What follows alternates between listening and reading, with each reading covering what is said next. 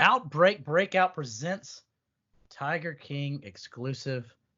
It's your boys, Chuck, Keith, and John, ready to talk about Tiger King with an NBA-ish slant? I don't know. We'll see what happens, right, guys? Why try? Keith, you've finally seen it, right? I did see it, so I need to, first of all, now that I've seen it, I need to go back and listen to last week's Fastbreak Breakfast, Outbreak Breakout, and to understand and to be amused, because I didn't understand what was going on. Maybe there were some jokes hidden that I really enjoyed. No, it was great. It was great. So this cultural zeitgeist, this is blowing up. Right.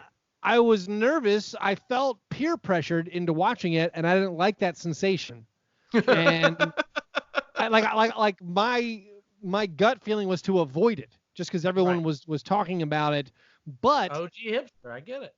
Yeah, but I was in. It was. It's an incredibly compelling and well-made documentary. It's not like everybody's really bored sitting at home. This is a fad that will pass. This is an incredibly well-made documentary with unbelievable amounts of footage and access that tells kind of a story that is simply true, that even in like the darkest and most twisted of subjects, you'll find beauty and entertainment and things to enjoy. Any beauty, but I did. That gay throuple marriage was beautiful. Get out. Chuck, how many times have you seen this, by the way? I've watched it in its entirety twice. I knew it. And I started a third watch today because of this specific podcast. Chuck, I think you're mainly joking.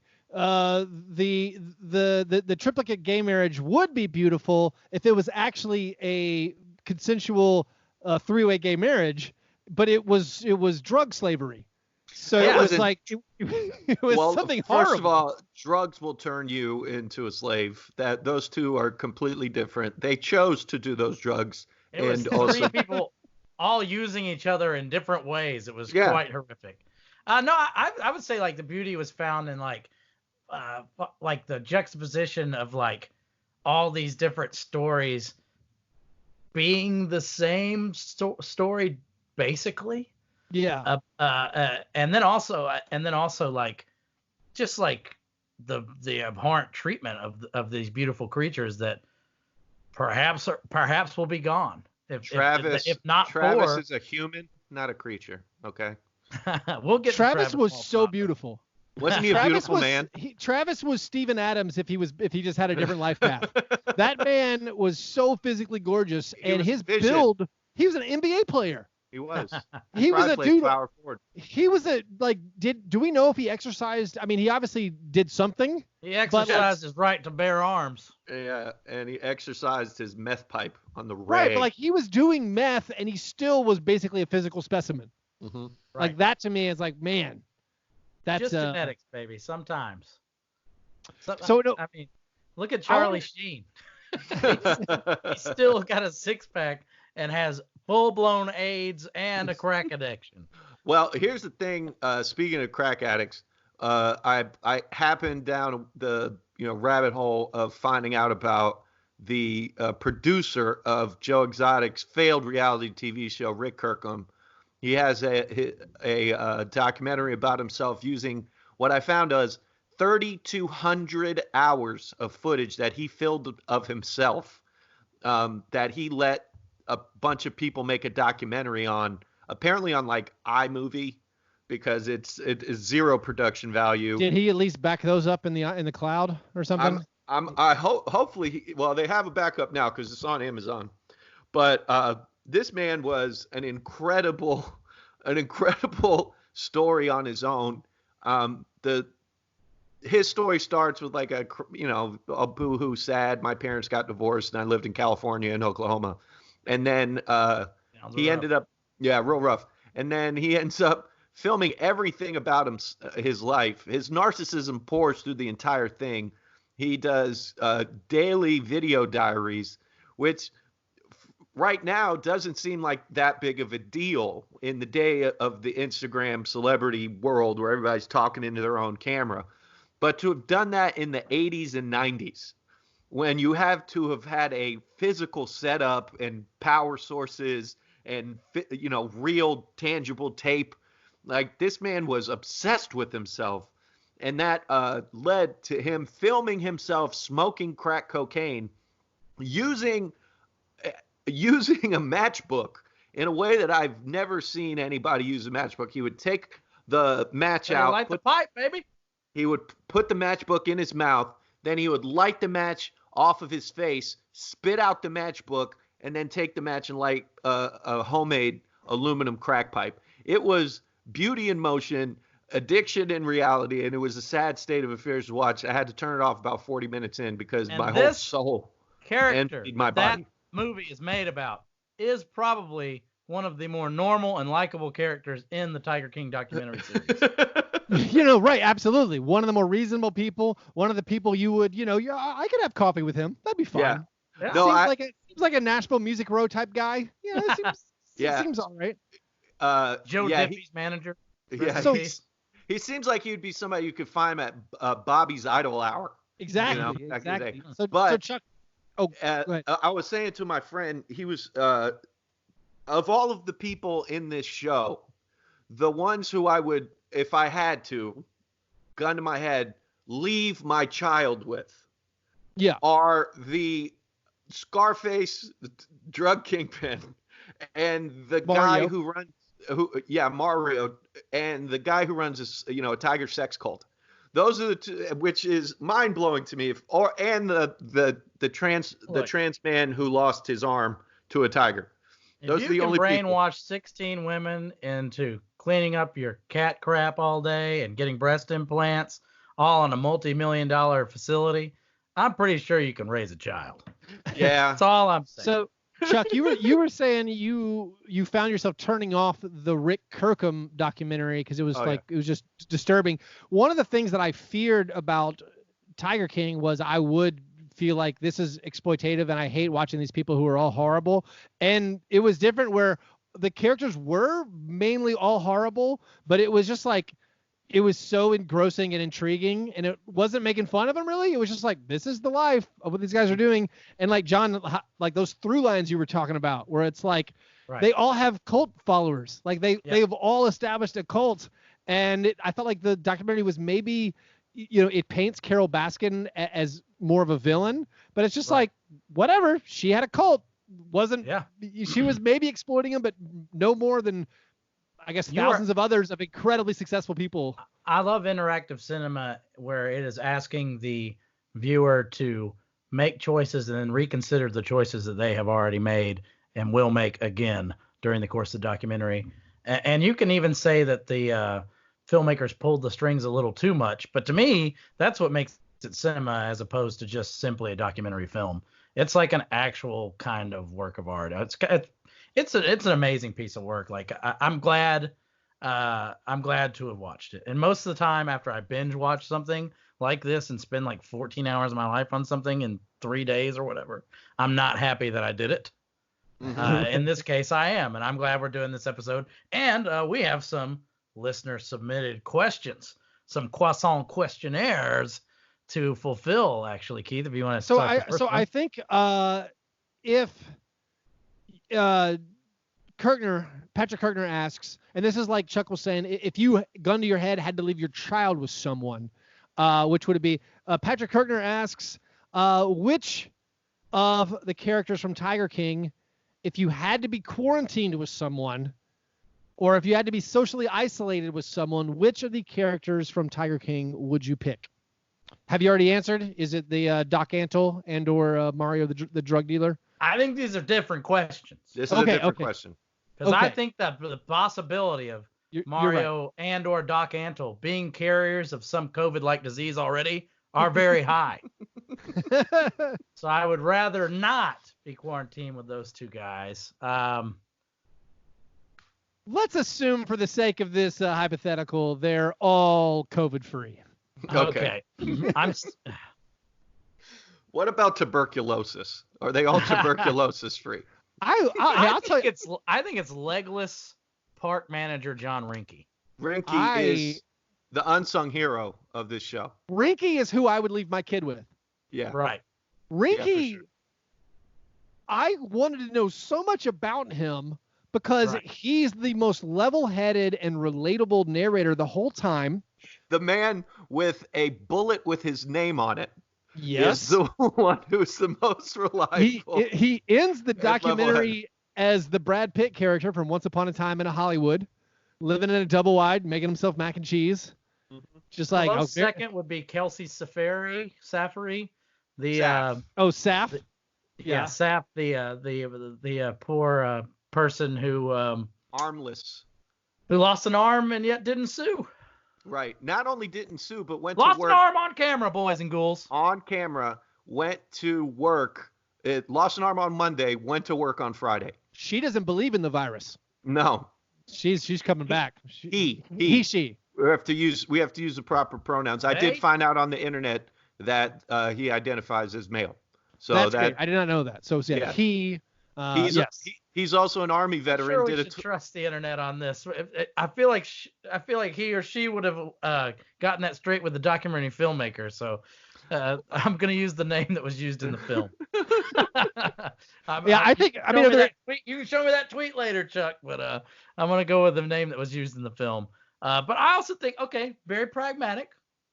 I could suffer living with Howard Baskin doting on me and letting me walk him like a dog.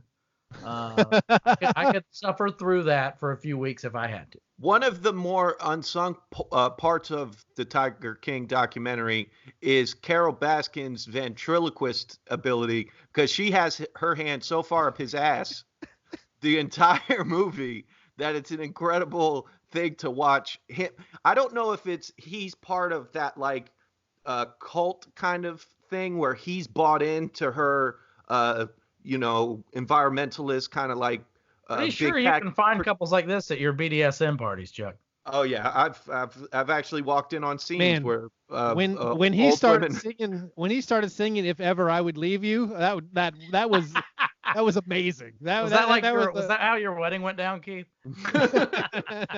But that is the behavior of a man who knows his wife might feed him to tigers. Hell yeah. It's just like he probably doesn't believe it. Oh Can we get to that? What are your opinions on what happened to Carol Baskin's previous husband who disappeared? They wanted me to believe so bad she fed him to tigers. I don't buy it. What do you guys? Do you think she killed him? First of all, there's an unknown thing. In Tampa, the road where Don Nelson, was it Don Nelson? What was his name? I don't know. His name was not Don Nelson. Not Don Nelson. Don Nelson. Don, her first or second husband, whatever, he found her on a notorious prostitute. She was hooking. Oh, right. She was on the streets, and that's where he found her. She was not walking there for her health. No. She was hooking. And not to diminish sex work, because sex work is work too. But you've covered your bases already, Chuck. We understand where you're coming from. Don't worry. Yeah, there's no question that that man died under the hands of Alexa, turn on string lights. Under the hands of it got really dark in here. Hold on one second. Okay, Google. Yourself, Chuck, I'm taking over. Turn on string lights. Keith, if you think they're trying to play you into thinking she's a worse person, you have been misled. They, in fact, decided to leave out lots of stuff that portrays her even worse, and even more circumstantial evidence that she had threatened a husband and a boyfriend in between with murdering them in between this. Oh, so we may be looking at an actual Black Widow situation. That's very important information, circumstantial evidence for me to take in, because the way they presented it with this guy, Don, whatever his name was, like him Nelson. Filling out those police reports. That could have done. Yeah. That felt like the perfect. I'm trying to set something up, and then I want to get away. So that left enough doubt where I definitely, based on what they showed me in the documentary, I could not, as a juror, convict. Again, I think the filmmakers want you to question it. I don't think they're trying. I think you're wrong in that they're trying to make you think. I think there are moments where they're like, yes, let's make them think that she did it, and then there are moments where they're like, let's put the seed of doubt right back in. Yeah. Okay. I think that's purposeful. Yeah. And I think that's one of the coolest things about the documentary is they make it took me on a journey as far as what level of nightmare person I thought each person was. Like, when you've got me sympathizing and cheering for Mario Tabraue, the guy who Scarface was perhaps based on, Yeah. who When he freely admits to being in the room when someone's cut into pieces with a circular saw. He's like, did I do the circular saw? No. Was I there? Yes. So yes, I go to prison. Like it was Sentenced to 100 years in prison and willfully admits that he got out on a technicality. Yeah. And that's the guy you're somewhat rooting for. Jumping to the end, how do you guys feel about the Joe Exotic getting convicted and put in prison for 22 years for the murder for hire and also the animal cruelty? Right. It was set up. Maybe, but bad process, good result. Okay. Nah. In my head, he had a turd for a partner, a business partner that he had to bring in because he had presidential aspirations. He needed to underwrite his road to the White House. He brought in Jeff Lowe, who's a monster, and that guy set him up. I think Chuck's been duped. No way. Chuck's been duped. This maniac was saying all this, really, inflammatory stuff for his TV show. He was being really over the top. He was doing all sorts of dumb stuff. That fool was never going to hurt that woman. He had no. Do you think he would have paid somebody to hurt her if he could? Similar question. Do you think that 20 years is enough for a guy who definitely killed lots of cats and burned those alligators alive? So we can agree he 100% committed arson. Right. Yeah. Like he 100% did that. Well, no, because I'm on the boat that maybe Rick Kirkham burnt it up. Because Chuck has been played. So Chuck is ready to enter the Joe Exotic sex worker marriage facility. What is Rick Kirkham's motive for burning down the shed that had all of Rick Kirkham's tapes that he was going to try to sell? I'm not sure, but the weird. There's one bit of video footage with a humpback looking crackhead, which is probably half of Joe Exotic's staff. You're referring to Joe Exotic, John Finley, John Rinke, Eric Cowell, or Rick Kirkham. So here's another thing that throws a little doubt in. Rick Kirkham's apartment, after he leaves Oklahoma, when all that stuff burns up, he gets his apartment set on fire. It was an arson job. So in my head, there might just be this through line that maybe he just likes to light stuff on fire. Hey, maybe Joe Exotic burnt that down too. But this is neither here nor there. But this is the beauty of this work. So John, do you think, this is where I'm not sure, do you think Joe Exotic gave that ex-felon goon $3,000? I have no idea. That's the one I'm at. I don't know. Well, Joe admits to giving him the $3,000. Well, what he says he gave it to him for was just life in order. Yeah. Just like, get out of here. I don't need you anymore. Here's $3,000 to get out of my hair. All the sides are plausible. I also don't agree with the justice system operating in the way that they did. But am I glad that Joe Exotic is in jail? Absolutely. I will also go back to the fact that he provided meth to teenagers to basically enslave them. I have issue with that. So I'm like, he's not innocent by any stretch of the imagination. No. And also comparing him to a very boring documentary that I watched right before this, the McMillions one. The McMillions people, spoiler, nothing happens to them basically. And they way deserve probably more jail time than the people in this one. But this is a film that paints, it's a little bit like Metallica's Some Kind of Monster documentary, where everyone is portrayed so poorly, and then you go back and you find out that, oh no, they actually portrayed them in a more positive light than they deserved. Mm-hmm. There's a guy who did a Joe Exotic podcast, who has even more information and intel than this, who you can find on Twitter. That's pretty interesting. I believe they've had him on a lot of different other news and radio shows. Joe Exotic has pretended to have cancer to raise money multiple times. And Chuck, you'll love this the most. The pictures he sent out when he was pretending to have cancer was just an insane herpes outbreak. Oh yeah, I saw that link. Yeah. He for sure had a really bad herpes outbreak. But I mean, that's like the marvel of this film is these people are all so much worse than they even portend to be. So Philly, Minnesota. Okay, go ahead. Let's just Philly, Minnesota question. He wants to know which of the big cat collectors from Tiger King do we fear the most? The guy that was around when a circular saw was being used to cut somebody's head off. It's a really hard question. I think I fear Joe Exotic the most. He seemed the most wanton with a firearm of anyone I saw. I agree with Chuck that he's the least likely to actually use it on you. Okay. I think I fear Joe Exotic.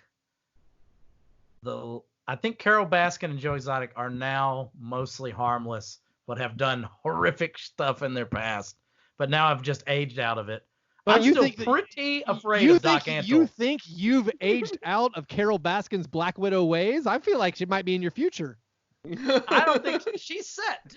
She's set. Why does she need to? She doesn't need to do that ever again. She's a millionaireess. I don't know. She's gotten there. She'll beat you with lawyers. That makes her dangerous in a different way. Physical danger, Tabraue and Doc Antle are the scariest. Doc Antle, I want to know so much about. I saw on Twitter he was part of a famous Britney Spears VMA performance. I believe Toxic. He's on stage with his Tigers during that. No, Doc Antle. If I had to pick somebody to be, I mean, to live Chuck, we know. Aside from the vegetarian lifestyle, Doc Antle's my fucking guru. Sign me up for meditation, yoga, and a harem tomorrow. Right. Implied in your very existence, my friend. So I think Texie missed to ask. I'm not sure. It might have been somebody else, but I think that they asked like if we could cast Tiger King as a movie, and it definitely. When I'm watching Tiger King, I was blown away how it felt like things I'd already seen in movies before, and I was like, did they see this? Did they see this footage beforehand, or is this they just knew the existence of these people? And like what's his John Finlay, the guy without teeth, like the husband said tatted up. He was Keith from Righteous Gemstones. like he was the stay-at-home kind of secret boyfriend. Well, let's finish the mission. But anyway, he's asked us to cast this film with actors, and then I'm going to take you one step further, guys. I want to know what NBA player or personality you would have play these characters as well. That's almost too much, but anyway. And I've assembled a list. Well, don't worry. When there was one set of footprints, it was me again. Yeah.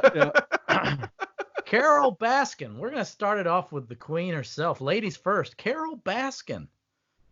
Chuck, who would you have play Carol Baskin? Doris Burke. Doris Burke seems like the answer. We're going to start with the actors first. We're going to start with actors. They got Kate McKinnon supposed to be rumored to play her. That couldn't seem more perfect to me. Yeah. Molly Shannon would work too. I could go with a bunch of SNL. I feel this is like heavy hitter, most decorated actress ever, but it seems like that could be a Meryl Streep. Susan Sarandon would crush. Susan Sarandon would crush as Carol Baskin. Yeah. Glenn Close, get at me there. Oh, Glenn Close. But unfortunately, NBA. I was going to say there's no actresses who look like Carol Baskin because they aren't given work. But Kathy Bates. Yeah. Okay. All right. That could work too. But I also came to the Doris Burke conclusion. Let's get titular, guys. Let's go with the Tiger King himself, Joe Exotic. Who would you cast actor as Joe Exotic? This isn't. I can only use this answer once. Although I think I would watch a show that was Kenny Powers plays. Danny McBride plays every character. That sounds like a very obvious choice. I feel like Danny McBride as Joe Exotic. Yes. Maybe Walton Goggins gets it. Danny McBride as the Righteous Gemstones crossovers the whole time I'm watching this. But like the James Garretson, the guy, the informant who rides the jet ski in Kenny Powers. The Danny McBride. But anyway, so yeah, I guess my Joe Exotic, I feel like a Danny McBride, or I think Walton Goggins. That seems amazing. John picked David Spade because Joe Dirt. Joe Exotic. That's already been done. And I know he probably wouldn't be able to do the best spot on impression, but could probably embody the weirdness the best is David Cross. Like, give me a little run Y'all are situation. brutalizing me. Also like Kristen Bell's husband. Dax Shepard. Dax Shepard. You Yeah. don't want Dax Shepard in any films. No, and he's too good looking. You need somebody who looks wormy to begin with. Let me throw one out there. Steve Zahn. Ooh. Because he's done the mullet before, I think, in several movies. Yeah. NBA personalities. I've got 2 for you guys. Let's go with Larry Legend himself. Yeah. The Birdman can do it. And then, Keith, you'll like this one. Nick Nurse. Oh, yeah. I like that because of the terrible facial hair. Chuck's idol. The one and only, Bhagavad Gita? Doc Antle. Doc Antle. Bhagavan.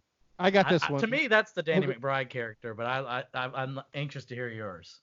I'm going to go Jim Gaffigan. Oh, okay. Give me John C. Reilly. That's interesting. Yeah, I like that. He's a tall guy too. Ooh, what about John Goodman? John Goodman would be great. Philip Seymour Hoffman, if he was still with us, like I feel like he would fill that role perfectly. I know it would probably be this isn't a real hipster pick, but Will Ferrell as Doc Antle would work. You get the Mugatu kind of facial hair going from absolutely from Zoolander. Here's one I just thought of. William Hurt. That's good. William Hurt's really good. Well, Doc Antle was so well spoken. Oh yeah. I couldn't get over how good he was at just talking. Yeah. Like just the timbre of his voice. You're like, oh, that's why this guy leads a cult. Like he just speaks well and he doesn't stutter or say or anything, because you could tell they weren't editing out. Great power. He had the power. He was Lord, and he spoke it. And that brings me to my NBA picks, because I can't decide between Don Nelson and Phil Jackson for Doc Antle. It's Don Nelson. It's Don Nelson. Don Nelson. Well, thank you for putting me. All right, we're starting to go on our detour, our lesser known characters. Howard Baskin, Mr. Mrs. Tiger King. Who's that's a good one. I'll start it out. Orville Redenbacher. Orville Redenbacher. I got Rowan Atkinson. That's who I'm. Oh, okay. I like that. Yeah. Mr. Bean. I think the late Max von Sydow. I think he kind of favors Jeff Goldblum a bit. Oh, that's a great pick. And he could kind of pull off the weird vibe. Jeff Goldblum could pull off a weird vibe of Ferrell's husband. Physically intimidating in my mind. I need someone who's more, I don't know, smaller, slighter, sunken. Jeff would really have to be acting hard for me to buy him. Christopher Lloyd. Christopher Lloyd could do it. I think I could go for the Doc Antle there. In his Professor Plum from Clue era of Christopher Lloyd. NBA equivalents, boys. You got anything for me? I was going to say David Spade I could see him actually in the Harold Baskin. I think for Harold, it's David Silver in a wig. Adam Silver? Adam Silver in a wig. Yeah, that's pretty good. Adam Silver. That's pretty good. I was going to go with George Mikan, but I like Adam Silver better. Adam Silver in a wig is the best one. All right, guys. Some people thought this guy was the biggest sweetheart of the film. I'm not sure I agree, but it wasn't Joe Exotic's first husband, but it was the first husband we got to meet, and that is Toothless John Finley, he of the meth mouth. Who would you guys cast as John Finley? First of all, John Finley fixed his teeth. It's on the internet. Yep. He looks incredible. I can see why Joe groomed him as a 19-year-old fresh out of high school to enter his meth zoo. But give me Channing Tatum. Okay. I think Channing Tatum, because he's got to have some sex appeal. He's got to have a little bit of like, a little bit of like hurt dog in him. Not Channing bad. Tatum is John Finley. I'm going with Dave Bautista. We'll get him down a few 100 pounds, but Dave Bautista and John Finley, they might have relations. You think so? I'm with it. Put him on that Matthew McConaughey diet from Dallas Buyers Club. Get him down. Those tattoos, Dave Bautista. So that's funny because I'd already cast for me. I don't know if we were going to go this deep, but we're going deep. The guy who was the con man who was supposedly hired to kill Carol Baskin, I had him as Dave Bautista. Oh, okay. That would be Alan Glover. Okay, Alan. I have a bald-headed Michael Shannon in that role. Oh, that's a great call. And then NBA-wise, I think I would like for J.J. Redick to play this role. Oh, I like that. Fine Finley? with that. And then I will accept Jason Williams. Okay, that works. All right, guys. Speaking of Dallas Buyers Club, I got one for what is the manager's name? The guy who runs the John Rinke. Rinke. Yeah. We could go with True Detective era Matthew McConaughey plays Rinke. I would get it. That's perfect. Yeah, I like that. I went with Sam Rockwell because him having no legs, he would not be able to dance. I would finally get to see a Sam Rockwell performance where he does not dance. I think the NBA parallel equivalent is obviously Brandon Roy because of the lack of knee. No. Oh, geez. Too soon. All right, this is an important one for Chuck. Chuck has chronicled this man's life already on this show, but Rick Kirkham. Who's the guy that played J. Jonah Jameson in the Spider-Man films? It's the guy from Whiplash. Juno's dad. J.K. Simmons. Yeah, J.K. Simmons. I think that was. Yeah. It was pretty good. I'm on that James Wood comeback. James Woods comeback. Woods would be perfect. James Woods. I can't beat that. That's really good. No, that's the winner. NBA equivalent. I think Steve Nash in a few years. Pretty similar. After a couple of summers in Mallorca. Yeah. With no sun. Let's go with Eric Cowell. That was the do you guys remember the really tall, scary zookeeper? Yeah. Oh yeah. That guy, I felt like I could relate to him. He was a straight up like, I used to be a burnout, and maybe he was off drugs. Do you think he was off? I felt like maybe he'd actually the one guy who'd kicked the habit. No. No, that guy, he ends up passed out drunk. He was. He was smoking crack when he was talking about how he had to look in the tiger's eyes so they could shoot him. Yeah. Yeah, you're right. No, that was awful. No, he was leaning. Robert Swift. Yeah, I too have Robert Swift. I have Robert Swift, or hear me out, Dirk Nowitzki from that one photo with Steve Nash. Oh yeah. I could see. Ted Nugent should be him. I could see a glassless Kurt Rambis with no glasses playing. He also looks like John Rinke. Rambis does look like Rinke too. So let's get to who I think most people consider somehow this guy, who I think is just your basic con man. Jeff Lowe is somehow considered the true villain of the piece. Mark Wahlberg. Okay. Interesting. Who's the guy that does the State Farm commercials? Or no, when he's like the trouble. That's like those Serrano from Major. I forget his name. He was like Tina Fey's crappy boyfriend on 30 Rock. Oh, Dennis Duffy. He was an op. Yeah. What's that? Yeah, I don't know. I can't think of his name right now. I'm going True Bald. I'm going Ed Harris, Bobcat Goldthwait, or Chuck Anderson. The guy, well, or the guy who played Mike Ehrmantraut on Breaking Bad. Oh, not bad. He probably has to play Allen. He's too ancient. Now my NBA equivalent for that character is definitely Mark Cuban. Oh yeah, no, that guy was the Mark Cuban. Yeah, from sure. Silicon Valley. Now we get to maybe my favorite character from the entire show, the gay libertarian Walmart clerk / campaign manager Joshua Dial. That guy was Josh Gad. Yeah. Okay. Or Jonah Hill.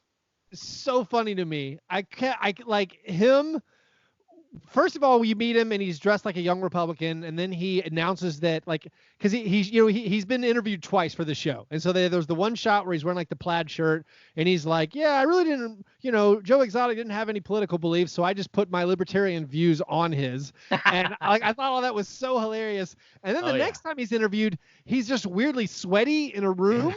Yeah, I don't know, like what they didn't have time. He's reliving having seen a accidental suicide. Right. Yeah. Oh yeah. Man. I like Steve Carell for this part. Okay. And then my NBA equivalent is Todd McCulloch. Do you remember that net center? Of course. I thought they bore a resemblance.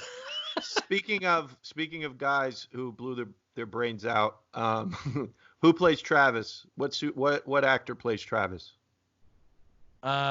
Well, we need maybe after listening to Keith talk about how vexed he was by his biceps, I think we go with Aquaman. What's that guy's name? Momoa's too thick. I don't even know who are the young, lithe, beautiful male actors working right now. I don't think he favors him, but an actor I would love to see commit suicide on camera would be Adam Driver. He does have his build. Adam Driver could pull it off. Adam Driver's good. Maybe a Jared Leto. Could Jared Leto beef up enough? Yeah, absolutely. Out? Jared Leto can get where he needs we need height. I think he got us cast for height in this, and I think Adam Driver's 6'10". Oh, Chuck, trust me, you can manipulate all of that stuff. Tom Cruise is like 4'11". Don't worry. Mel Gibson's like 5'4". Don't worry about height. We can fix it in post. Travis Maldonado, to me, though, NBA equivalent, Adam Morrison. Come on, guys. Adam Morrison. He's Steven Adams to me. I'm sticking with that one. There's a lot of Steven Adams going on There's there, a lot too. there. Smarmy. Very important character. Almost steals the show. The most strangely smug snitch of all, James Garretson. The frumpy, dumpy, jet ski riding, confidential informant. He reminded me, John, of Chris Moneymaker. Oh, yeah. The poker pro. Yes. I'm having trouble coming up with the actor, though, that would Louis make that. Anderson. Let's go Louis Anderson. Louis Anderson. I think Louis C.K. Can he get work? Yeah, I think Louis C.K. would play. I'm thinking you could do Rainn Wilson in a fat suit. He's got that like fat. Oh, Rainn Wilson is Doc Antle. Rainn Wilson is Doc Antle. Rainn Wilson is Josh Dial. What about the older brother from Home Alone? I feel like he could nail this. Who you got for this guy NBA equivalent though? We got to go Scalabrini. We got to go Ginger, right? Yeah, I mean that man is just a stout bowling ball. What if Mike Budenholzer ate a lot of food? Stan Van Gundy? Oh, Stan Van in a ginger wig. And then last but not least, Scarface himself, Mario Tabraue. Who you got playing that beautiful boy? I mean, you got to go with Pacino, right? Just doing a Tony Montana impersonation. I think I've got F. Murray Abraham. Yeah, he was also in Scarface, playing a Cuban, not unlike Al Pacino. Mm-hmm. Right. I think I'm going to eschew actors, period. I'm going to go with the man that was once supposed to be cast in Tango and Cash, the one, the only Pat Riley. That's he could pull it off. He gave me exhausted Pat Riley vibes. Mm-hmm. But there you have it. We've cast it, boys, NBA and otherwise. We made it this podcast slightly basketballish. Is there anything else? Is there anything else from this that we need to get to? Any loose observations or stray threads or like? I guess give me what Tiger King will have meant to you during this time of quarantine.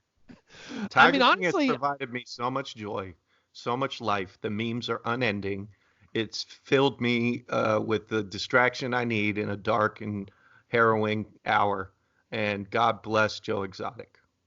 I honestly wish, you know how we're in a time right now where we're kind of starved for content, and we know like we make fun of like The Ringer for doing recaps of everything and just stretching as much stuff as they can out of this.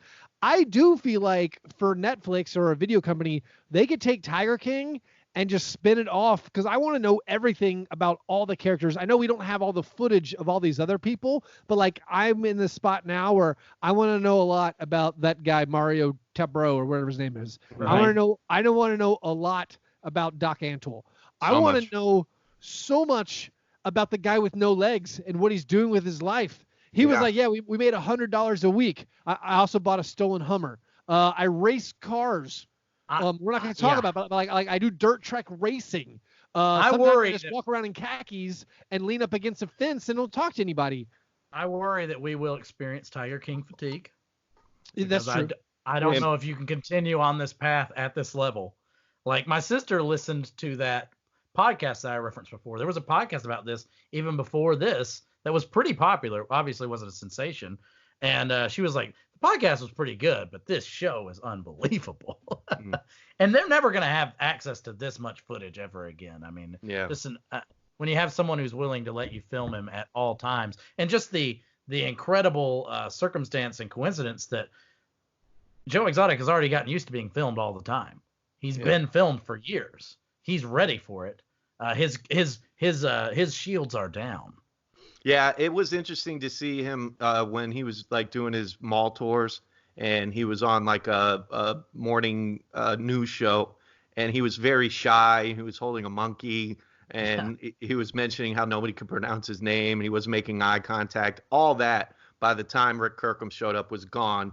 He was owning the camera, and it was incredible to watch. He had his a god complex by the Oh, by then, yeah. But he was framed, y'all. He was framed. I know that you know that. Yes. I did not like the government's case and how they went about doing it. No, and they almost never work in a way that gives you any pride. I mean, I don't know. It's one of those things where I don't know. It highlights all the problems you bring in like I'm thinking this through in my head right now, and maybe I don't have as much of a problem with it as I thought. Like when you bring in a federal agent to be like, hey, I'll kill that guy for you, just give me the money. If someone does say yes to that, that's probably a problem. Yeah. But But that's also should be entrapment. Well, that's what I'm saying. Like I think he was. They pushed him over the edge. They took a guy in amphetamine psychosis and a business partner who wanted him out of the way. He gave him a felon and a reason to do a thing that he's been saying he was going to do, and it all could have just been, misconstrued. I think you need more evidence to put him away for the actual conspiracy to commit murder. I really don't want to be on a podcast where we keep arguing about this. He illegally sold tiger cubs. In the words of J. Jonah Jameson in Burn After Reading, what did we learn today, boys? Nothing. We learned nothing. But I'll tell you one thing. In the words of Joe Exotic, you ain't that straight.